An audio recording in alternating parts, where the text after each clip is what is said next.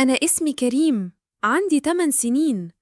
بابا بيقولي دايماً ما تتأخرش في اللعب، وماما كانت بتنده عليا من الشباك كل شوية.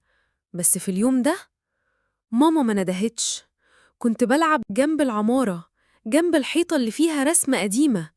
لقيت فتحة صغيرة في الحيطة شبه الكهف. حد كان بينادي باسمي بصوت واطي قوي. قلت يمكن ولد من ولاد الجيران، بس ما كانش فيه حد. دخلت، وكانت ريحة المكان غريبة، زي تراب قديم ومية راكدة. كنت حاسس إني ببعد، بس مش خايف. كنت سامع نبضي وخطواتي بتتردد.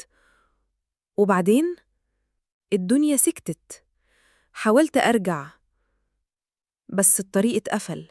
فضلت أنادي، محدش بيرد. صوتي بيتكسر وأنا مش لاقي نور. عدى وقت، مش عارف قد إيه، بس ابتديت أحس إني مش لوحدي. في حد بيتنفس جنبي، بس مش بشوفه. بيجيلي ناس يفتكروا إني شبح، بس أنا مش شبح.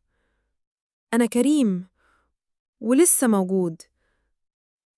بس محدش شايفني، ومحدش سمع صوتي تاني.